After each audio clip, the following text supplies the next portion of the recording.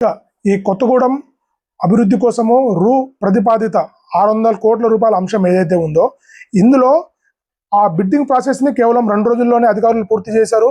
ఆ రోజు 22వ తారీఖు సాయంత్రం 5 వచ్చిన ఒక బిడ్ ఏదైతే ఉందో దాన్ని ఓపెన్ చేసి చూస్తే వాళ్ళు 2%గా బిడ్ నమోదు చేసినట్టు తెలిసింది. అయితే దాన్ని వాళ్ళు అంటే ఈ 2%కి ఎలా అని చెప్పేసి కొన్ని రోజుల పాటు దానికోసం అంటే ఆ కంపెనీ వాళ్ళకు వీళ్ళకు మున్సిపల్ అధికారులకు కొన్ని చర్చలు జరిగినట్టు అధికారికంగా అనధికారికంగా కొన్ని చర్చలు జరిగినట్టు మనకు తెలుస్తుంది. అయితే ఈ బిడ్ సంస్థ ఏదైతే పాల్గొన్నారో ఆ బిడ్ సంస్థ strata align advisory private limited. ఈ సంస్థ 2023లో అంటే ప్రారంభమైనట్టు మనకు వెబ్సైట్లలో తెలుస్తుంది. అయితే ఆ సంస్థ వాళ్ళు మొదటిగా ఈ అంతా కూడా 22వ తారీఖు పూర్తి అయిపోయిన తర్వాత వీళ్ళ మధ్యలో చర్చలు జరిగిన తర్వాత జూలై 13వ తారీఖు నాడు అఫీషియల్గా మున్సిపల్ కమిషనర్ కార్పొరేట్ కి ఒక లేఖ చాలా క్లియర్గా పంపించారు. మనము మాట్లాడుకున్న దాని ప్రకారము మనం ఏదైతే చర్చలు చేశామో ఆ చర్చల ప్రకారము మేము 1.6% ఒప్పందంకి సిద్ధంగా అంటే ఈ కన్సల్టెన్సీ చేయడానికి మేము సిద్ధంగా ఉన్నాము. ఈ డిపిఆర్ చేయడానికి దానికి అదనంగా మీరు ట్యాక్సెస్ ఇవ్వాల్సి ఉంటుంది.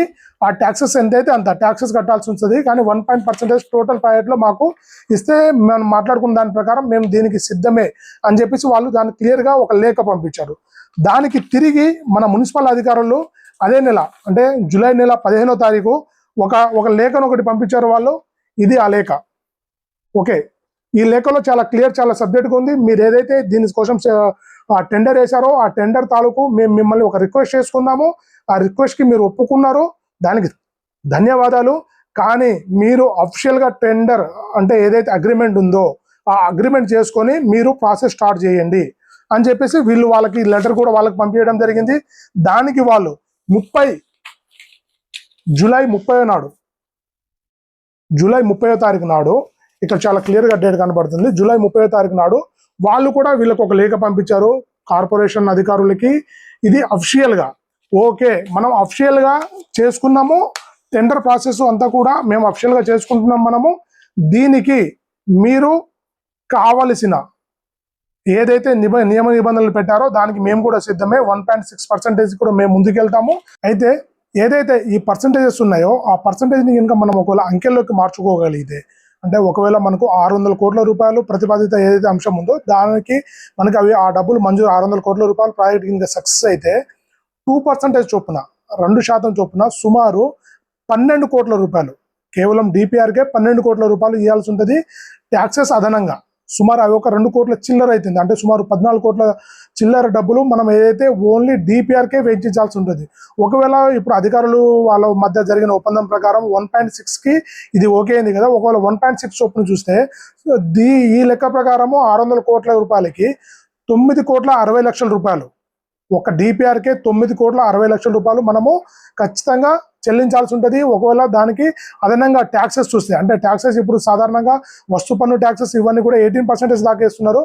18% చొప్పున ట్యాక్స్ చూసినా సరే సుమారు అవి ఒక 1,30,00,000 1,40,00,000 చిల్లర అయినా సరే సుమారు 11 కోట్ల రూపాయలు దాకా దాదాపుగా 11 కోట్ల పై చిలుకు డబ్బులు మనం ఓన్లీ డిపిఆర్కి చెల్లించాల్సి ఉంటుంది. ఇది ఎక్కడ కూడా అంటే మన కొత్తగూడెం కార్పొరేషనే అయి ఉంటుంది నాకు తెలిసి. ఇంత పెద్ద మొత్తంలో ఓన్లీ డిపిఆర్కే ఇలాంటి ప్రాజెక్టులకు చెల్లించడం ఇలాంటి ప్రాజెక్టులకి ఈ విషయం ఎందుకు అంటున్నానంటే ప్రత్యేకంగా కొన్ని ప్రాజెక్టులు ఎలా ఉంటాయంటే ఎండ్ టు ఎండ్ ప్రాజెక్ట్ ఉంటాయి. వాళ్ళకు డబ్బులు వచ్చేదాకా అంటే మొదటిగా ఏదైతే మనము నోటీస్ మొదటి నుంచి లైన్ ఎస్టిమేషన్ ఏదైతే ఉంటుందో అక్కడ నుంచి మొదలుకొని వాళ్ళ చేతికి డబ్బులు వచ్చి ఈ ప్రాసెస్ అంతా అయ్యేదాకా కూడా ఎండ్ టు ఎండ్ ప్రాసెస్ అంటారు దీన్ని. అలా కొన్ని కంపెనీస్ కూడా సర్వీస్ ఇస్తాయి. వాటికి ఇంత మొత్తంలో వెచ్చించవచ్చు కానీ కేవలం డిపిఆర్ కోసమే ఈ పెద్ద మొత్తంలో వెచ్చించాలి అని చెప్పేసి ఇంత డబ్బులు కేటాయించడం మాత్రానికి ఇదే నాకు తెలిసి ఇదే మొదటిసారి అని చెప్పి నేను అనుకుంటున్నాను. డిపిఆర్కి ఇంత పెద్ద మొత్తంలో ఈ డిపిఆర్ డబ్బులు ఇవ్వడానికి కూడా ఒక బలమైన కారణం ఉందని చెప్పేసి ఇక్కడ లోకల్గా కానీ ఇక్కడ ఉన్న వ్యాప్తంగా కూడా ఆరోపణలు ఎత్తుతున్నాయి. అఫీషియల్గా వాళ్ళకి కంపెనీ వాళ్ళకి ఇంత పెద్ద మొత్తంలో ఇచ్చి అన్అఫిషియల్గా కొంతమంది ఇక్కడ నేతలు కానీ అధికారులు కానీ లబ్ధి పొందాలని చూశారనే కోణం దీంట్లో బలంగా ఉందని చెప్పేసి చాలా చాలా తీవ్రమైన ఆరోపణలు ఇలాంటివి వచ్చాయి. దీనికి కొంతమంది అంటే అధికారికంగా ప్రెస్ మీట్లు పెట్టి కొన్ని పార్టీల వాళ్ళు కూడా చాలా క్లియర్గా చెప్పారు. కానీ దాంట్లో ఎంతవరకు నిజం ఉందన్నది ఇప్పటిదాకా ఏ సైడ్ నుంచి ఈ విషయంలో ఎక్కడ కూడా క్లారిటీ రాలేదు. ఏదైతే వాళ్ళు చివరిగా స్టార్ట్ ఎలాన్ కంపెనీ వాళ్ళు చివరిగా పంపించిన లేఖ ఏదైతే ఉందో ఈ లేఖలో వాళ్ళు మనం అఫిషియల్గా అగ్రిమెంట్ చేసుకున్నట్టు పంపించి దాంట్లో మాకు ఒక పేమెంట్ చేయండి, కాన్సెప్ట్ నోట్ తాలూకు పేమెంట్ చేయండి అని చెప్పేసి ఇంకో కొత్త అంశాన్ని దీంట్లో చేర్చారు. మరి కాన్సెప్ట్ నోట్ తాలూకు అంశం ఏందో మనం ఇప్పుడు దీంట్లో ఇది ఎప్పుడు జరిగింది? కాన్సెప్ట్ నోట్ మీన్స్ మనం కాన్సెప్ట్ నోట్తో పాటు లైన్ ఎస్టిమేషన్ అని కూడా అనొచ్చు. అంటే అసలు జనరల్ డిపిఆర్ దేనికోసం చేయాలి, ఎంత అంచనాతో చేయాలి, దానికంటే ముందు కాన్సెప్ట్ నోట్ అని చెప్పిస్తారు. ఆ కాన్సెప్ట్ నోట్ మేము మీకు ఆల్రెడీ మనం ఏదైతే ముందు అనుకున్నామో దాని ప్రకారము మేము మీకు కాన్సెప్ట్ నోట్ని పంపించాము, దాని తాలూకు బిల్స్ మాకు ఇన్వాయిస్లు మాకు పంపించండి అని చెప్పేసి దీంట్లో చాలా క్లియర్గా మెన్షన్ చేశారు. నేను ఇప్పుడు దీంట్లో ఉన్న విషయాన్ని మీకు ఒకసారి చదివి వినిపించే ప్రయత్నం చేస్తాను. So preparation of DPR for development of mobility corridor through the corporation including the road network so and so in compliance with the scope of work defined under the assignment. We are pleased to submit here with the first deliverable the project concept note on project proposals from Kottagoda Municipal Corporation under the Urban Challenging Fund UCF scheme of the Government of India. The comprehensive concept note outline the statistic framework, key components and potential funding alignment required under the scheme. దీనిలో చాలా క్లియర్గా mention చేశారు. And currently as per the agreed commercial terms of the contract we are submitting our tax invoice for the completion of this milestone. మీరు మాకు ఈ DPR project కంటే ముందు ఏదైతే ఈ అవుట్లైన్ సంబంధించిన ప్రాజెక్ట్ మీరు అసైన్మెంట్ మాకు ఇచ్చారో ఆ అసైన్మెంట్ మీకు మేము చేసి పంపించాము, దాని తాలూకు ఇన్వాయిస్లు ఏవైతే ఉన్నాయో మాకు పంపిమని దీంట్లో చాలా క్లియర్గా మెన్షన్ చేస్తుంది. We request your good self to kindly process the attached invoice at your earliest convenience to facilities timely fund release. ఇది అంటే ఇప్పుడు వీళ్ళు ఏదైతే డిపిఆర్ కోసం వచ్చిన కన్సల్టెన్సీ ఉన్నారో ఆ కన్సల్టెన్సీతోనే ముందుగానే అవుట్లైన్ కూడా ప్రిపరేషన్ లైక్ ఇదైతే లైన్ ఎస్టిమేషన్ అంటారో ఆ ప్రిపరేషన్ కూడా వీళ్ళతో చేయించుకున్నట్టు తెలుస్తుంది. కానీ మనకు తెలిసి ఈ కన్సల్టెన్సీ ఏదైతే జూన్ 20వ తారీఖు అంటే జూన్ 22వ తారీఖు వీళ్ళు ఏదైతే టెండర్ వేశారో ఆ టెండర్ నాడే ఇక్కడ ముందుకు అంటే దీని సీన్లోకి వచ్చినట్టు మనం అనుకుంటున్నాము. కానీ ఈ మధ్య కాలంలో ఈ లైన్ ఎస్టిమేషన్ ఎప్పుడు వేశారు? యాక్చువల్లీ లైన్ ఎస్టిమేషన్స్ ఎప్పుడు ఎలా వేయాలి అంటే లైన్ ఎస్టిమేషన్స్ ఇది ఎప్పుడు అంటే ఈ ఖచ్చితంగా డిపిఆర్కి వెళ్ళే ముందు మనం ఒక ఏమేం పనులకి ఎంత ప్రతిపాదికన ఎంత డబ్బులు బడ్జెట్ కేటాయిద్దాం, దాంట్లో ఏమేం పనులు వేద్దామని ఒక సాదాసీదగా వేస్తారన్నమాట. ఈ ప్రాసెస్ కూడా ఆ కంపెనీతో మాతోనే చేయించుకున్నారు. మీరు దీనికి ఏదైతే పేమెంట్ ట్యాక్సెస్ ఉన్నాయో కట్టమని చెప్పి అంటున్నారు. మరి ఈ ఒప్పందం ఎప్పుడు జరిగిందో వాళ్ళ మధ్య మనకైతే ఇప్పుడు దాకా తెలియదు. దీన్ని అధికారులు కూడా ఎక్కడ కూడా క్లియర్గా చేయలేదు, చెప్పలేదు కూడా. అయితే ఇదంతా కూడా జరుగుతున్న నేపథ్యంలో వాళ్ళకి అధికారికంగా ఒప్పందాలు మొత్తం అయిపోయిన తర్వాత సుమారు ఆగస్టు 3 నాడు మొదటిసారిగా ప్రజాజ్యోతిలో దీనికి సంబంధించి ఒక కథనం వచ్చింది. అదే ఈ కథనం అభివృద్ధి కళకు అప్పే ఆధారం అని చెప్పేసి. దాని తర్వాత ఈ కథనం తర్వాత మళ్ళీ ప్రజాజ్యోతితో పాటు సాక్షి లాంటి పత్రిక కూడా దీని మీద చాలా కథనాలు రాశాయి. అదే రోజు రెండో రోజు వచ్చేసరికి మళ్ళీ ప్రజాజ్యోతిలో కార్పొరేషన్లో అశ్వత్థామ కుంజరహ సూత్రం అనే మరో ఆర్టికల్ ఒకటి వచ్చింది. ఈ ఆర్టికల్లో కమిషనర్ గారి అఫీషియల్ వాయిస్ కూడా తీసుకోవడం జరిగింది. కమిషనర్ గారు కూడా దీంట్లో అవును ఒకటే బిడ్ వచ్చింది, మేము దాంతోనే ముందుకెళ్తున్నాము, ఒక బిడ్డర్తోనే మేము ముందుకెళ్తున్నాం అని చెప్పేసి చాలా క్లియర్గా చెప్పారు. అయితే దీంట్లో ఈ కథనంలో ప్రత్యేకంగా వీళ్ళు ఏదైతే విషయాలని కొన్ని అంటే మనకు మహాభారతంలో చాలా అశ్వత్థామ అనే సూత్రం చాలా చాలా క్లియర్గా ఉంది. దాంట్లో చాలా క్లియర్గా చెప్తారు అనమాట. అశ్వత్థామ కుంజరహ అశ్వత్థామ అతహ కుంజరహ అనే విషయాన్ని చాలా క్లియర్ చెప్తారంటే అశ్వత్థామ చనిపోయిండు అతహ అని చెప్పేసి కుంజరహ ఏనుగు చనిపోయింది అనే విషయాన్ని వాళ్ళు చాలా క్లియర్గా ఏదైతే నొక్కి చెప్తారో ఆ విషయం లాగానే వీళ్ళు కూడా బయట ఏదైతే కొత్తగూడెం పట్టణానికి తో పాటు కౌన్సిల్ సభ్యులకు కూడా అంటే కార్పొరేటర్స్ కూడా లేకపోతే బయట ఎవరికైనా సరే అన్ని విషయాలు చెప్పకుండా గోప్యత పాటించి వీళ్ళు ముందుకెళ్లారు. దీంట్లో ఏదో సంథింగ్ ఫిషి ఉందని చెప్పేసి ప్రజాజ్యోతి విశ్వసించి రెండో రోజు కూడా ఈ కథనం రాసింది. ఆ కథనంతో పాటు రెండో రోజు ఏం ప్లాన్ వేశారని చెప్పి సాక్షిలో మరో అద్భుతమైన కథనం కూడా వచ్చింది, అసలు ఏం ప్లాన్ వేశారని చెప్పేసి. దీంతో పాటు ఈ కథనాలన్నీ కూడా కంటిన్యూస్గా వస్తూనే ఉన్నాయి. అయినా సరే అప్పటికి కూడా ఎవరు కూడా మాట్లాడటం లేదు. రెండో రోజు సాక్షి ప్రతిపాదనపై అభ్యంతరాలు వస్తున్నాయని చెప్పేసి చాలా పెద్ద కథనం రాసింది. దీంట్లో అప్పటికే బయటకు వచ్చిన ఏదైతే అవుట్లైన్ ఉందో అవుట్లైన్ సంబంధించి ఏదైతే డేటా ఉందో ఆ డేటాను కూడా ఈ సైడ్ చాలా క్లియర్ గా సాక్షి మెన్షన్ చేసింది. దాంతోపాటు ఆ అవుట్లైన్ లో సంబంధించి ఒక ఫోటో కూడా వాళ్ళు ముందే చేసుకున్న ఒక ఫోటో కూడా దీంట్లో సాక్షిలో ఇది ముందే ప్రిపేర్ చేసింది. ఇది ఎప్పుడు అయిందో మాత్రానికి ఎవరికి కూడా తెలియదు. ఈ అవుట్లైన్ ప్రాసెస్ ఎప్పుడైందో తెలియదు. దాని తర్వాత 3వ రోజు వచ్చేసరికి మళ్ళీ కమిషన్ల కోసమే పక్కా ప్రణాళిక, వీళ్ళు చేస్తున్న పరిస్థితులను బట్టి ప్రజాజ్యోతిలో ఇంకొక కథనం వచ్చింది. దీని తర్వాత మళ్ళీ సాక్షి మళ్ళీ 3వ రోజు అవన్నీ మరిచారా అని చెప్పేసి మరో కోణంలో ఒక కథనాన్ని వచ్చింది. ఇది కూడా లాంటి మాస్టర్ ప్లాన్స్ ఇప్పటికి కూడా, అంటే కొత్తడానికి అసలు మాస్టర్ ప్లానే లేదు. ఎప్పుడో 1975లో మాస్టర్ ప్లాన్ ఉంది. కూడా లాంటిది మనకు వచ్చిన తర్వాత కూడా మన ప్రత్యేకంగా మాస్టర్ ప్లాన్స్ ఏమి వేయలేదు. అలాంటివి వేయకుండా ప్రత్యేకంగా మాస్టర్ ప్లాన్స్ లేకుండా ముందుకెళ్తే కష్టమవుతుంది కదా అని చెప్పి చాలా క్లియర్గా రాశారు. అయినా సరే అధికారుల దగ్గర నుంచి కానీ ప్రజాప్రతినిధుల దగ్గర నుంచి ఎవరి దగ్గర నుంచి అసలు ఎక్కడ కూడా ఒక చిన్న రెస్పాన్స్ కూడా లేదు. ఈ నేపథ్యంలో ప్రజాజ్యోతి మరో కథనం ప్రచురించింది. నట్టేట ముంచేందుకే నడుం బిగించారు అని చెప్పేసి. దీంతోనైనా చలనం వస్తుంది అనుకుంటే ఎప్పటికప్పుడు కూడా అధికారులు ప్రజాప్రతినిధులు వాళ్ళు సమన్వయం చేయించుకున్నారని చెప్పేసి తెలుస్తుంది. అయితే దీంట్లో ప్రత్యేకంగా మనం చూడాల్సిన విషయం ఏంటంటే అసలు ఈ విషయాలన్నీ కూడా గోప్యంగా ఉంచాల్సిన అవసరం ఏమొచ్చింది అన్నదే మన ప్రధాన ప్రశ్న. వీళ్ళు చాలా అఫిషియల్ గా చెప్పుకోవచ్చు 600 కోట్ల రూపాయలు 400 కోట్లు ఎంత వస్తే అంత, దాంతో మేము ప్రతిపాదన పెడుతున్నాము, ఆ ప్రతిపాదన వస్తే మనకి ఇట్లా డెవలప్మెంట్ అవుతుంది అని చెప్పేసి కార్పొరేటర్స్ తో పాటు అందరికీ చాలా బహిరంగంగా చెప్పొచ్చు కదా వీళ్ళు. కానీ ఆ విషయాన్ని దాచిపెట్టినందుకే చాలా అనుమానాలు వచ్చినాయి. చివరికి ఇది ఏదైతే ఉందో దీనిపైన సిపిఐ ఎమ్మెల్యే చాలా ఘాటుగా స్పందించారు, ప్రెస్ మీట్ పెట్టారు. ఇక్కడ అలాంటివి ఏమి జరగట్లేదు. ఇది ఏదైతే ఇప్పుడు ఆఫ్లైన్ టెండర్ పిలిచామో ఆ ఆఫ్లైన్ టెండర్లని మేము క్యాన్సిల్ చేస్తున్నాము. మళ్ళీ ఆన్లైన్ టెండర్కి పారదర్శకంగా వెళ్తాము.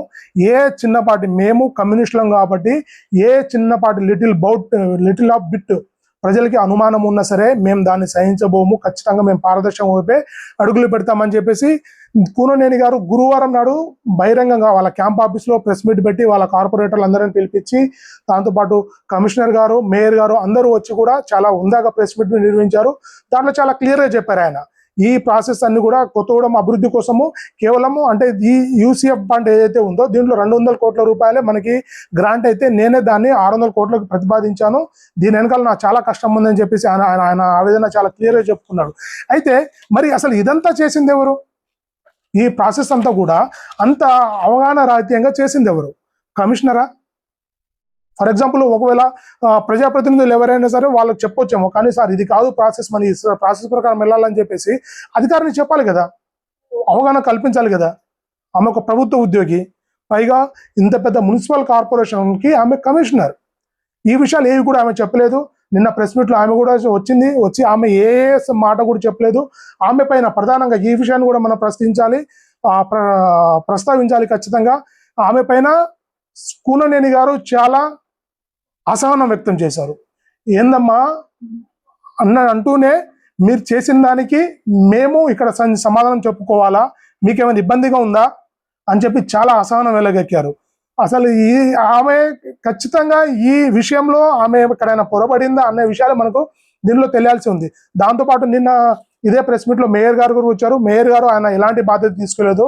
వాస్తవానికి పూర్తి బాధ్యత కూడా, అంటే వాస్తవానికి ఏం జరిగిందో ఎవరు ఎలాంటి ఆలోచన చేశారో తెలియదు, కానీ పూర్తి బాధ్యత కూడా కూననేని గారు నేనే అనే ఉద్దేశంతో ఆయనే తీసుకొని ఆయన భుజాల పైన పెట్టి ఈ ప్రెస్ మీట్ నిర్వహించేసి ఈ మొత్తం టెండర్ని క్యాన్సిల్ చేశారు. ఈ సందర్భంగా మేయర్ గారు మాట్లాడిన విషయాన్ని ఇక్కడ మీకు ఏదైతే ఈ కొత్త కార్పొరేషన్ ఉందో మిమ్మల్ని పరిపాలన చేయమని మిమ్మల్ని మేయర్ పొజిషన్లో పెట్టారు. అతను మాత్రం నేను ఒక గిరిజను అని చెప్పేసి ఆయన ఆవేదన వెలిపుచ్చుకుంటుండే తప్ప ఆయన ఏదైతే పరిపాలన అంశాన్ని మాత్రానికి అసలు ఆ విధంగా మాట్లాడే ప్రయత్నం మాత్రం ఆయన ఎక్కడ జరగలేదు. దీంట్లో జరిగిన తప్పుల గురించి లేకపోతే జరిగిన తప్పిదాల గురించో లేకపోతే పొరపాట్ల గురించో కూడా ఆయన చెప్పే ప్రయత్నం మాత్రం చేయలేదు. కమిషనర్ గారు కూడా ఈ విషయంలో ఒక ముక్క కూడా మాట్లాడలేదు. ఎమ్మెల్యే గారి పక్కన కూర్చొని ఆమె చెవులు కొరకడం, అంటే అతని చెవులు కొరకడం తప్ప, అంటే ఆమెకి ఏదైనా విషయాలు ఉంటే ఏదో మెల్లగా చెవులో చెప్పడం తప్ప ఆమె కూడా ముందుగా ఈ విషయంలో ఎక్కడ కూడా ఏమీ చెప్పలేదు. చాలా క్లియర్ ఈ విషయం అయితే. ఈ విధంగా ఇది ఏదైతే ఉందో ఇక్కడ కొంతమంది విలేకరులు కూడా కొన్ని ప్రశ్నలు ఎమ్మెల్యే గారిని అడగడం జరిగింది. ఎమ్మెల్యే గారు కూడా వాటికి కొన్నిటికి సమానం చెప్పుకుంటేనే అలాంటి జరగడానికి అవకాశం లేదు. దాంతోపాటు ఇప్పటి నుండి కొత్తగూడెంలో అవినీతి పరులకు కానీ కమిషన్దారులకు కానీ లేకపోతే ఎవరైనా ఈ ఇంటి పట్టాల కోసము సంబంధించి ఎవరైనా ఏమైనా చేసినట్టు మాకు ఫిర్యాదు వస్తే, ఎవరైనా డబ్బులు తీసుకుంటున్నట్టు మాకు ఫిర్యాదు వస్తే, దొంగ పట్టాలు లాంటివి చేపించే ప్రయత్నం ఎవరైనా చేస్తే వాళ్ళపైన కఠిన చర్యలు తీసుకుంటామని చెప్పేసి ఆయన చాలా హుందాగా చెప్పారు. ఈ విషయంలో మరో విషయం కూడా ఆయన చాలా క్లియర్గా చెప్పారు.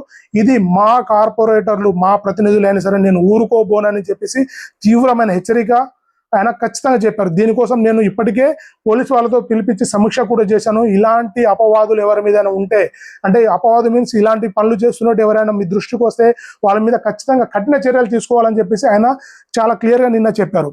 అయితే ఈ విషయం అంతా కూడా పక్కన పెట్టగలిగితే మనం దీంట్లో ప్రధానంగా డిస్కస్ చేసుకోవాల్సింది, ఒకవేళ ఇది జరిగిందా జరగలేదా అన్న విషయాన్ని మనం చెప్పొద్దు, కానీ ఒకవేళ ఈ విషయాన్ని ముందే కానీ ఎవ్వరు కూడా ఎక్కడ ప్రెస్ మీట్లో చెప్పలేదు. ఎప్పుడో జూన్ 6వ తారీఖు నాడు ఇది కౌన్సిల్ సమావేశంలో ఆమోదానికి వచ్చింది. దీని ముందు ఒకవేళ ఏమైనా డిపిఆర్ సంబంధించిన అంశాల్లో కొద్దో గొప్ప ఏమైనా అంటే బయట విషయాలు చేద్దాము, అంటే కొంచెము ఆర్థికంగా లాభపడదాము అని చెప్పేసి ఎవరైనా ఒకవేళ అనుకోని ఉంటే ఈ విషయము ఖచ్చితంగా ఇటు ఈ పార్టీలతో పాటు అంటే ఈ ఎవరైతే పొత్తు పార్టీలు ఉన్నాయో ఆ పొత్తు పార్టీలో ఇద్దరికి తెలియాల్సిన అవకాశం ఖచ్చితంగా ఉంది. దీన్ని మీరు ఖచ్చితంగా ఇది ఆలోచించదగ్గ విషయం. ఇది ఖచ్చితంగా సిపిఐ వాళ్ళు ఆలోచించదగ్గ విషయం. ఒకవేళ అన్ని చోట్ల కూడా ఎవరో ఒకరు ఏదో రకంగా ఏదో తప్పిదాలు జరుగుతూనే ఉంటాయి. అయితే అసలు ఈ ప్రాజెక్ట్ తదితర అంశము, ఈ 600 కోట్ల రూపాయల ప్రతిపాదన తాలూకు అంశము 6వ తారీఖు నాడు 6వ అంశంగా వచ్చినప్పుడు అసలు ఈ విషయం గురించి ఎవరికి ఐడియా లేదు. ప్రపంచ బ్యాంక్ నిధుల కోసం వెళ్తున్న విషయం కూడా ఎవరికి తెలియదు. కానీ ఒక స్వతంత్ర కార్పొరేటర్కి ఈ విషయం అసలు ఎలా తెలిసింది? ఒకవేళ ఈ విషయం తెలియాల్సి ఉంటే నాకు తెలిసి లైక్ కార్పొరేషన్ అధికారులకి, ఒకరిద్దరు అధికారులకి, మేయరు, లైక్ దాంతోపాటు ఈ సిపిఐ ప్రతినిధులలో కొంచెం డెలిగేట్స్ కొంచెం ఎక్కువైతే పెద్దవాళ్ళు ఉన్నారో వాళ్ళకిను, లేకపోతే కాంగ్రెస్ సంబంధించిన ఒకరిద్దరికి తెలిసే అవకాశం ఉంది ఖచ్చితంగా. మిగతా ఎవరికి కూడా పొరపాటున తెలిసే అవకాశం లేదు. వాళ్ళు ఆ యొక్క ఏదైతే ఈ సారాంశాలు పాయింట్స్ ఉన్నాయో దాంట్లో కూడా వాళ్ళంత క్లియర్గా మెన్షన్ చేయలేదు. కానీ ఈ విషయము ఒక ఇండిపెండెంట్ కార్పొరేటర్కి ముందే తెలిసింది. ఇది ఎలాగా?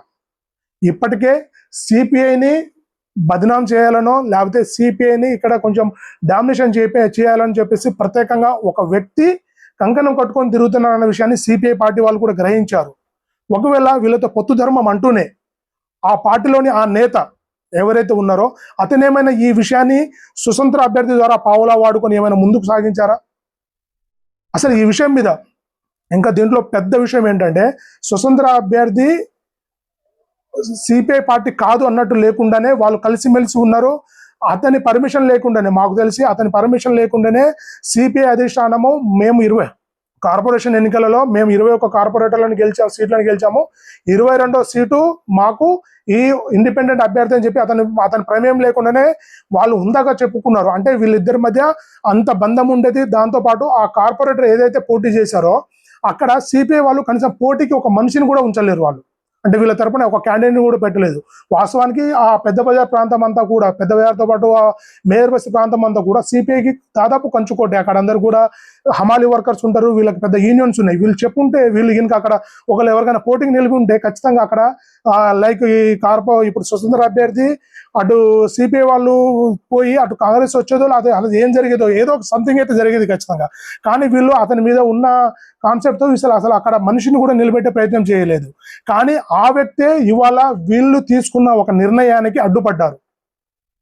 దీనికి గల కారణాలు ఏందో సిపిఐ పార్టీ వాళ్ళు, సిపిఐ అధిష్టానం వాళ్ళు ఆ విధంగా ఆలోచించాలి ఖచ్చితంగా. ఏదేమైనా కొత్తగూడెం అభివృద్ధి కోసం ఎమ్మెల్యే కూనంనేని గారితో పాటు మిగతా వాళ్ళు చేస్తున్న ఈ అయితే ప్రణాళికలు ఏవైతే ఉన్నాయో ఇదంతా కూడా బాగానే ఉంది. కానీ ఈ డిపిఆర్ ప్రాసెస్లో కొన్ని అనుమానాలు రావడము, వాళ్ళు ఉందగా ఈ డిపిఆర్ ప్రాసెస్ని క్యాన్సిల్ చేసి మళ్ళీ ఆన్లైన్ టెండర్ ప్రాసెస్కి వెళ్ళడము ఇది చాలా గర్వించదగ్గ విషయమే. దాంతోపాటు ఈ అభివృద్ధికి ఏ అభివృద్ధి కూడా ఎవరు అడ్డుపడడం లేదు. కానీ ఇలాంటి అనుమానాలు వచ్చేలా జరిగే చర్యలకు కానీ లేకపోతే ప్రజలకు ఇట్లా అనుమానాలు వచ్చేలా చేసిన పనులకు వాళ్ళు ఖచ్చితంగా ప్రశ్నిస్తారు. అప్పుడు ఇలా ఉందాగా సమాధానం చెప్పుకుంటే ఇంకా చాలా గొప్పగా ఉంటుందనే మన కాన్సెప్ట్. ఏదైతే కొందరు ఈ విషయాన్ని కొంచెము అంటే అభివృద్ధిని అడ్డుపడడం దీంట్లో ఏం లేదు. సరే కొందరు అప్పు చేసిన అభివృద్ధి చేయాలి, లేకపోతే మనకు రావాల్సిన ఫండ్స్ తీసుకొచ్చే విధంగా సరే అభివృద్ధి చేయాల్సిందే. ప్రధానంగా కొత్తగూడెంలో ఏదైతే చాలా చోట్ల నుంచి మనకు కమర్షియల్ ట్యాక్సెస్ లేకపోతే చాలా కమర్షియల్ బిల్డింగ్స్ నుంచి మనకు ట్యాక్సెస్ రావట్లేదని చెప్పేసి ఇది ఒక ప్రధానమైన వాదన ఉంది. ఇలాంటి దీనికి సంబంధించిన మరో వీడియో ఇంకోసారి చేసుకుందాము. అంతవరకు గుడ్ బై.